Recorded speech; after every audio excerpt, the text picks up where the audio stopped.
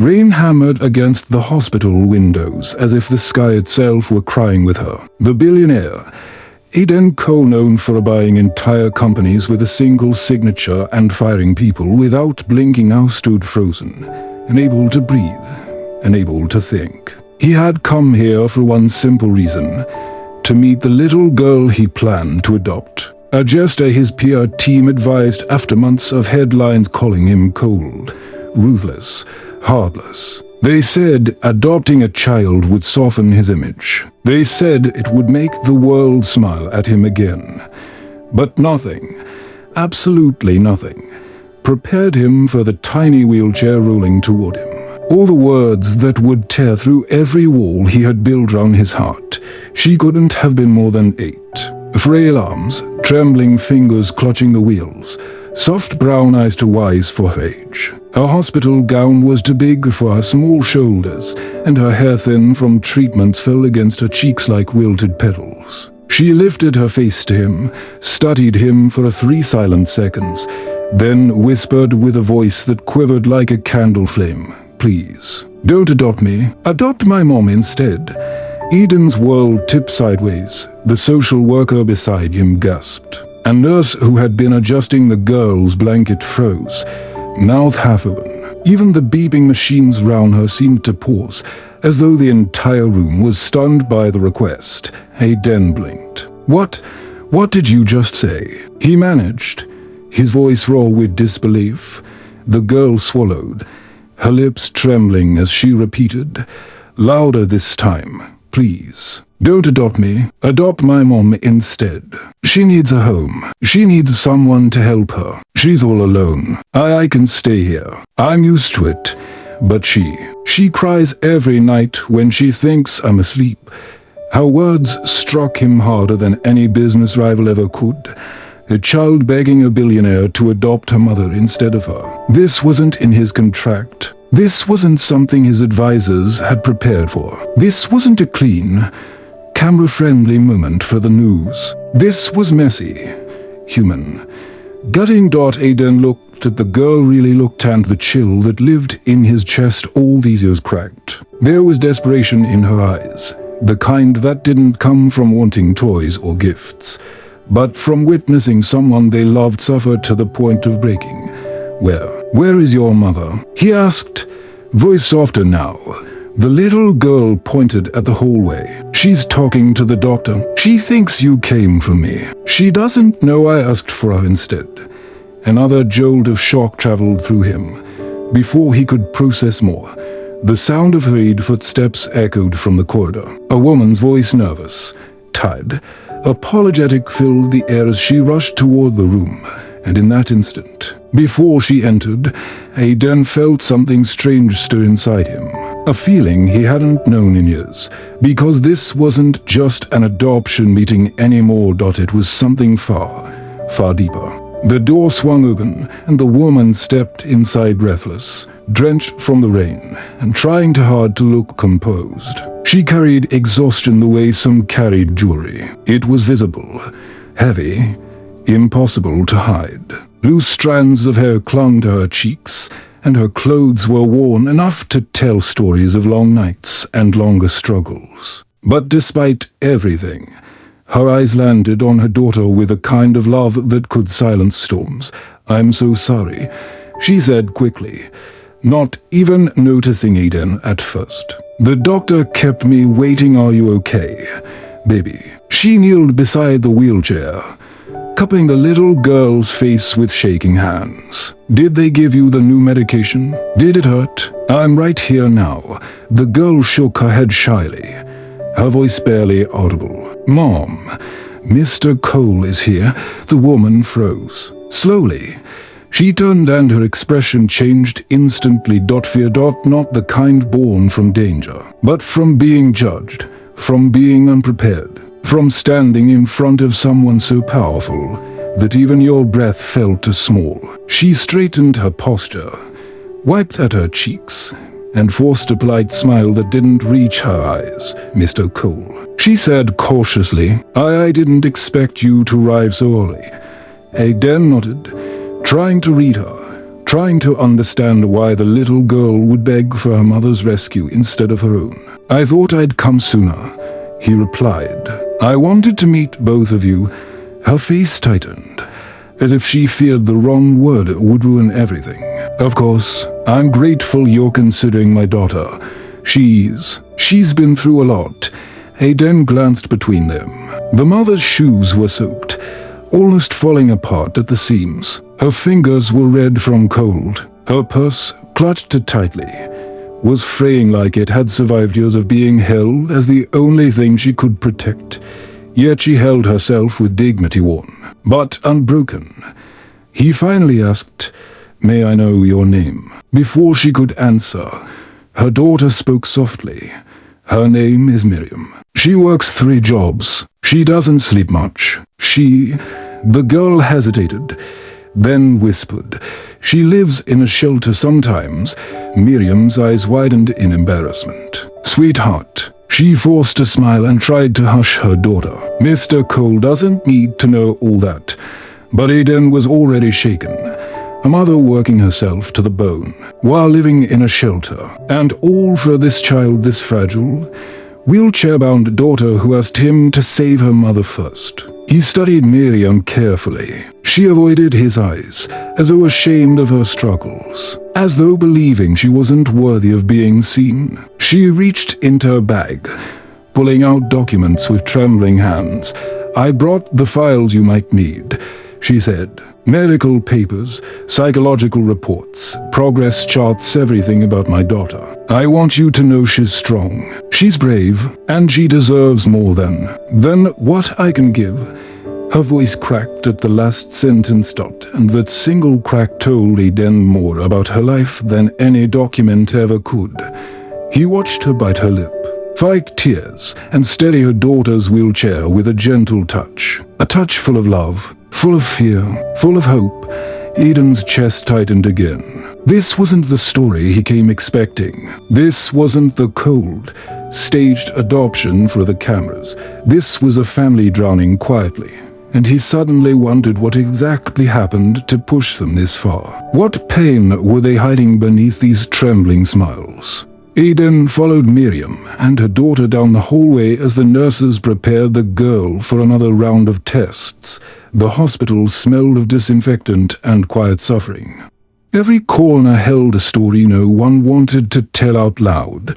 Miriam kept her eyes low, her steps careful, as though she was afraid of taking up too much space. Her daughter clung to her hand, wheels squeaking softly against the polished floor. Aiden noticed how other parents walked with confidence, asked questions boldly, demanded updates without hesitation. Miriam, in contrast, flinched whenever a nurse approached, apologized before speaking, and stood slightly off to the side like someone used to being overlooked or dismissed. They entered the waiting area, where a small crowd sat scattered across plastic chairs. An announcement buzzed through the speakers just as Miriam's purse slipped from her hands. Its contents spilled across the floor. A worn wallet, crumpled, bills, a half-eaten snack, a bus pass, and an envelope stamped with bright red ink final notice. She gasped and dropped to her knees, scrambling to gather everything before anyone saw. But it was too late. A nurse walking by paused, then sighed loudly, rolling her eyes. "Again, Miriam," she muttered, loud enough for others to hear. "You really need to get more organized. This is the 3rd time this week." Miriam's cheeks burned as she grabbed the envelope and hid it quickly. "I'm sorry. I'm just tired," she whispered. The nurse scoffed. "You're always tired. Maybe if you had a stable life, things wouldn't be so chaotic." She turned sharply and walked away, leaving Miriam frozen on the ground. Humiliated, Aiden felt anger coil inside him. "She had no right to talk to you like that," he said. Miriam tried to smile, though her hands shook. "It's fine. They're just stressed." "I understand." Her daughter tugged at her sleeve. "Mom, don't cry, please." Miriam blinked rapidly, forcing back tears as she helped her daughter adjust in the wheelchair. "I'm okay, baby." But she wasn't. Anyone could see that. Aiden knelt to help gather the papers, and as he picked up the red-stamped envelope, his eyes flicked over the words, "Past due, vacate immediately." He looked up, stunned.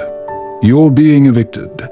Miriam snatched the notice gently but firmly, shaking her head. "It's nothing. We'll manage." "How?" He pressed. She didn't answer. Instead, she stuffed everything back into her bag, her movements tense and desperate. "I don't want to talk about this right now.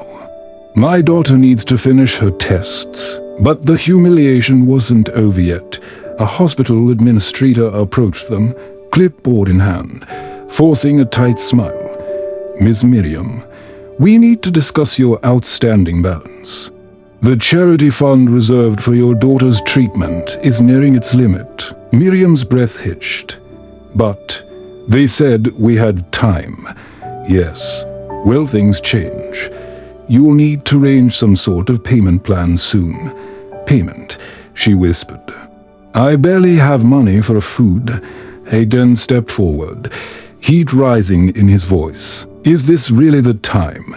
She's already overwhelmed." The administrator shrugged without remorse. "Hospital policy." Miriam lowered her head, swallowing her pride.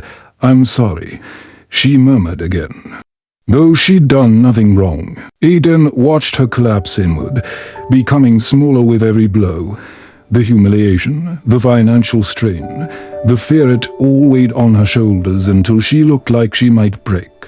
And then he understood why the little girl had begged him not to adopt her. This wasn't about image. It wasn't about fame. It was about a mother silently drowning, while the world watched.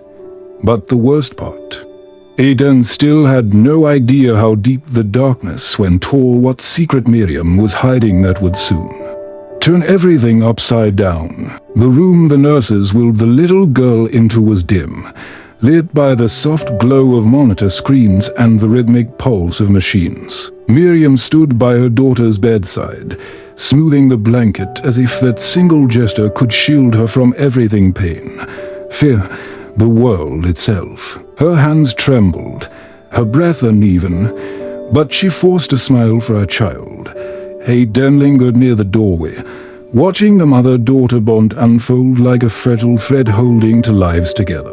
He'd seen billion-dollar deals fall apart with less tension than what Miriam carried in her shoulders. She was trying so hard to stay strong, and failing quietly, silently, painfully. When the nurse stepped out and the room grew still, the little girl reached for her mother's hand. "Mom, are we going back to the shelter tonight?" Miriam's eyes fluttered shut for a moment. "Just for a little while," she whispered. "Only until I find something better. You've been looking for so long." The child replied softly. "What if we never find it?" Miriam forced a laugh. "We will, I promise." But promises were easy. Reality was harder. Aiden stepped closer. "How long have you two been living like this?" Miriam stiffened. She didn't look at him. "A while. That's not an answer." She finally turned, her shoulders sagging. "Look, Mr. Cole, I'm grateful you're interested in my daughter, truly. But some parts of our life," her voice wavered, "some parts are not meant to be discussed. They're embarrassing." He studied her face, how she bit the inside of her cheek, how her eyes glistened, how she tried to hide everything behind a polite nod. "You don't need to be embarrassed." "Yes," she whispered. "I do." Silence pressed in. It was the little girl who broke it first. "Mom works all night," she said. "That's why she's tired. She cleans offices after everyone leaves, and then she works at the bakery at 5 a.m. And sometimes she sells handmade scarves on the street." Miriam's face crumpled. "Sweetheart, please." "She does it all for me," the girl continued, tears forming. "But people yell at her sometimes. They tell her she's blocking the sidewalk. One man pushed her once and her scarves fell in the mud and... Enough, Miriam said quickly, her voice breaking. She wiped her face, ashamed. Eden's jaw clenched, not in anger at them, never them, but at the world that made them suffer so quietly. Why didn't you ask for help? He asked. Miriam finally snapped, not with rage, but with despair. Because people don't help women like me. She cried, I'm nobody. I don't have money. I don't have connections. I don't have family. I barely have a home. Every day I wake up terrified that I won't be able to feed my daughter, or pay for her medicine, or give her the life she deserves. But I keep going. I keep fighting, because she's all I have. She's everything. Her voice crumbled into silence, and that was the breaking point.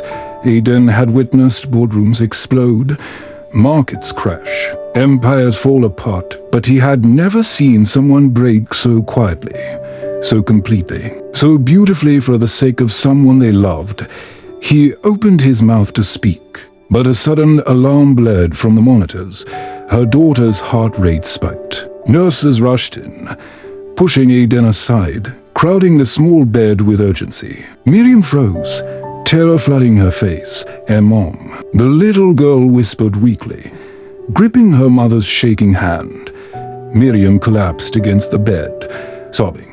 I'm here, baby. I'm right here. The medical team began calling out numbers, instructions, procedures. And Eden stood helplessly in the corner, watching everything fall apart. But he didn't know yet this moment was only the beginning. A revelation was coming, one that would change everything he thought he knew. The chaos in the hospital room slowly eased as the girl's monitors stabilized. Nurses stepped back one by one, exchanging relieved glances before exiting. Miriam remained frozen at her daughter's side, pressing trembling kisses to her forehead, whispering prayers through her tears. The little girl squeezed her mother's fingers weakly but smiled, brave, fragile, fighting. Eden exhaled, tension loosening in his chest, but something lingered in the air, thick, unsettling, unspoken.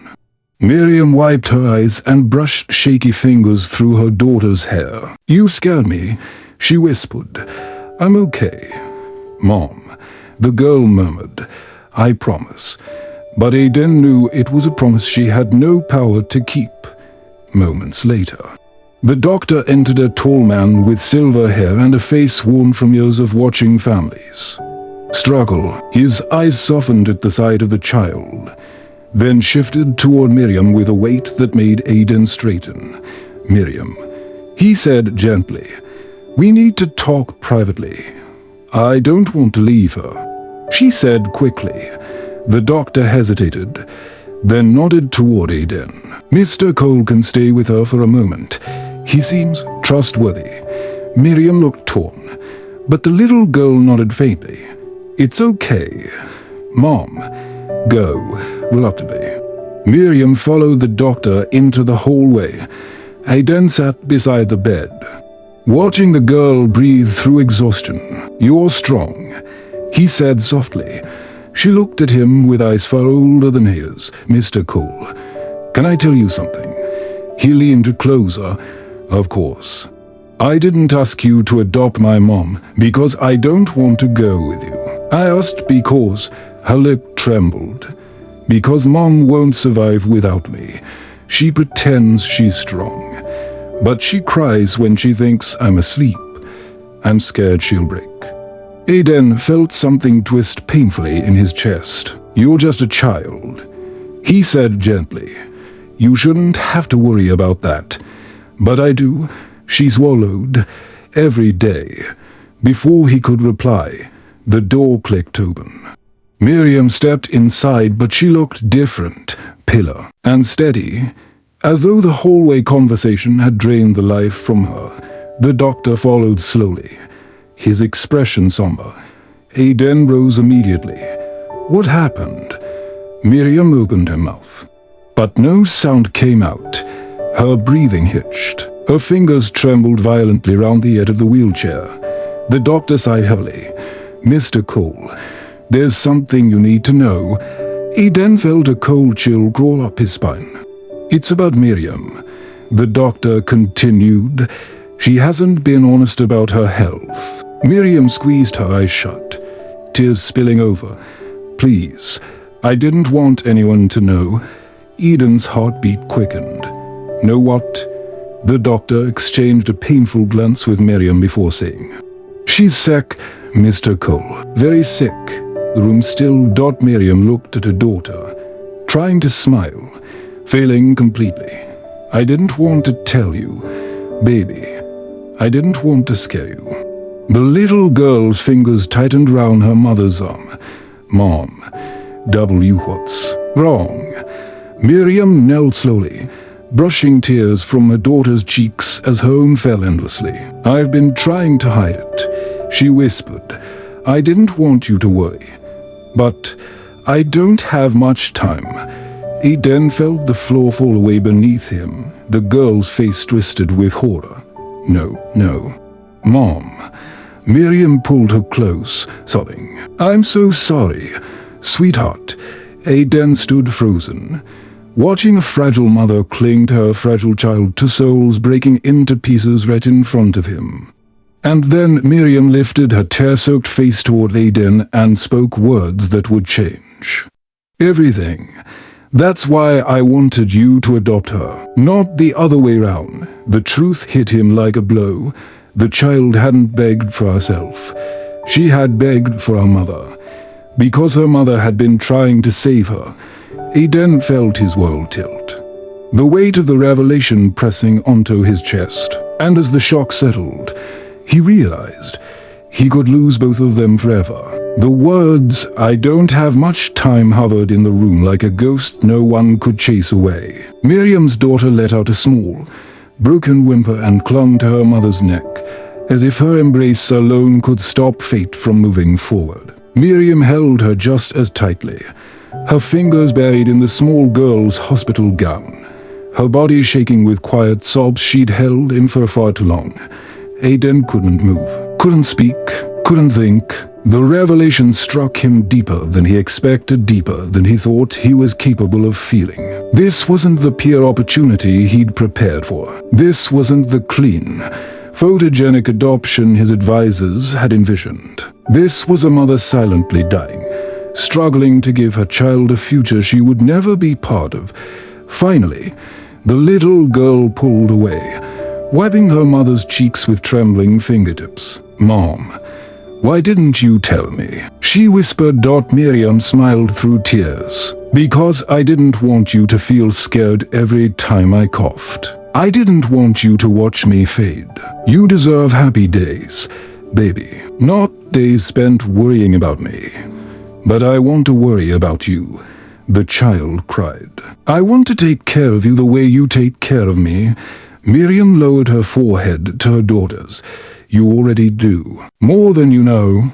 Eden swallowed hard, feeling a sting in the back of his throat. This wasn't just pain, this was devotion so raw, so pure.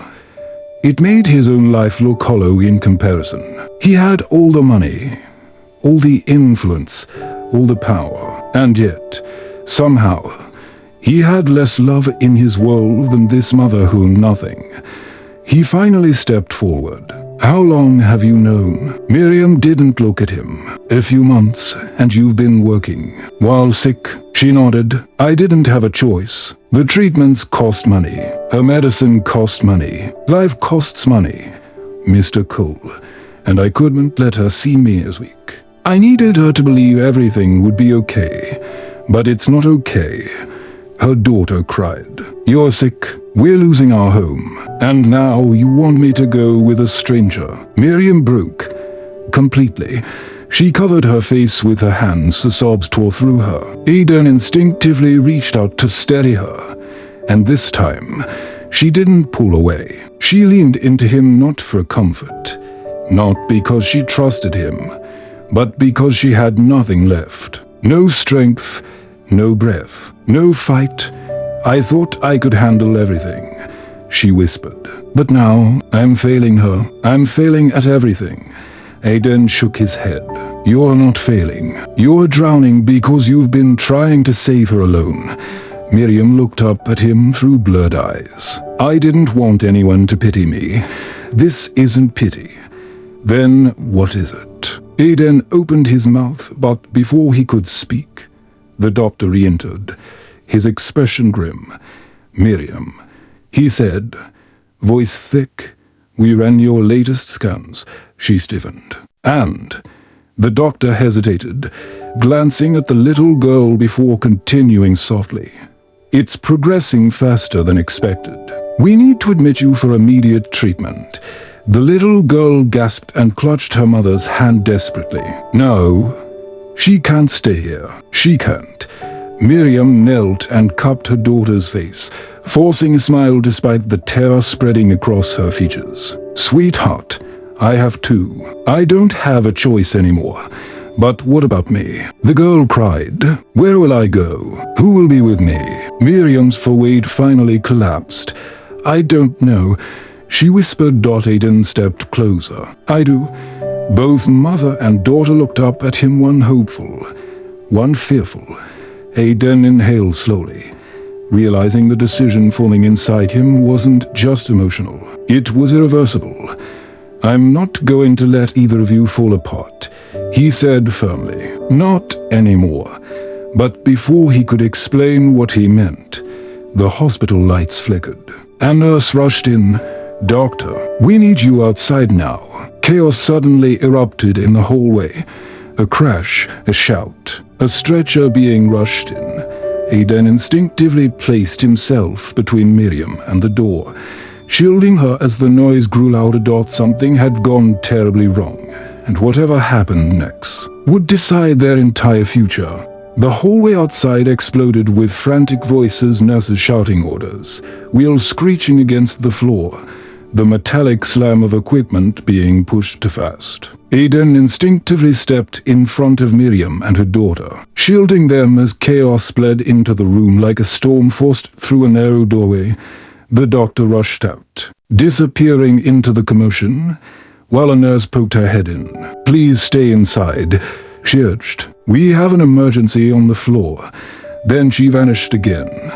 Miriam pulled her daughter close, trembling. Aiden remained by the door, jaw tight, unsure what awaited them next. Every scream outside felt like a clock ticking down on their fragile reality.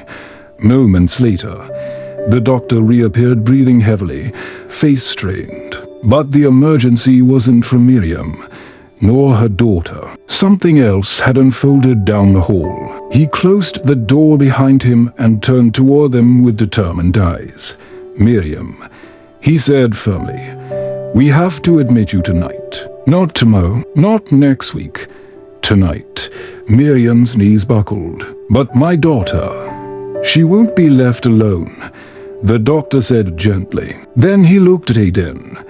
Mr. Cole, you said you wouldn't let them fall apart. I hope you meant that. Aiden straightened. I did. Miriam turned to him, eyes swollen and terrified. What does that mean? Aiden crouched down to their level, his voice calm but full of a strength he hadn't used in years. It means I'm not adopting one of you, he said slowly. I'm helping both of you together. Miriam blinked rapidly, not understanding. I'm taking responsibility for your daughter while you're in treatment, he continued. She will stay with me, safe, taken care of. And when you're better, she'll be waiting for you, not lost in a system, not sleeping in shelters, not alone. The little girl's lips parted. But you still want to help Mom too? Aiden nodded. Yes, but not by taking you away from her. By giving her the time and peace she needs to get better. Miriam shook her head faintly. I can't let you do that. It's too much. It's what should have been done for you a long time ago, Aiden said, voice steady. You've carried everything alone. Let someone carry you for once. Her breath hitched. But why us? Why help us? Aiden looked at the child, then at Miriam. Because you remind me of someone I lost. Someone who fought alone until it was too late. His voice broke for the first time. "My sister," he whispered. "She was a single mom too, but I was too busy building my empire to notice her pain. I won't make the same mistake again. Not with you." Miriam covered her mouth as tears spilled freely. Her daughter reached for Aiden's hand. "Can you really keep us together, even when Mom is sick?" Aiden knelt, taking her tiny hand gently. "I promise you, you will not lose her. Not to the streets, not to the system, and not to fear." The little girl threw herself into his arms, sobbing with relief. Miriam watched, her heart folding into something brittle and new hope. The doctor stepped forward. "Mr. Cole, I'll start the paperwork. You can stay with the child tonight until arrangements are finalized." Aiden nodded. Miriam stroked her daughter's cheek. "Baby, listen to me," she whispered. "Mommy is going to fight hard, because now I know you're safe."